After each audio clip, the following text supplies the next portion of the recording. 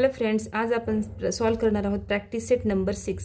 Write the opposite number of each of the numbers given below. आता इथं numbers दिलेले आहेत आणि आपल्याला त्याला फक्त अपोजिट नंबर्स राईट करायचे आहेत. फॉर एक्झाम्पल इथं आहे 47. 47च्या पुढे कुठलंच सिम्बॉल नाही, म्हणजे तिथं कुठलं असणारे सिम्बॉल हाईड असतं नेहमी, तर प्लसचं सिम्बॉल हाईड असतं. म्हणजे इथं काय आपल्याला आन्सर राईट करायचे -47. त्यानंतर +52 म्हणजे इथं अपोजिट नंबर असणार आहे -52. इथं -33, इथं +33. इथं -84 आहे, म्हणजे इथं काय असणार आहे +84. इथं -21, इथं +21.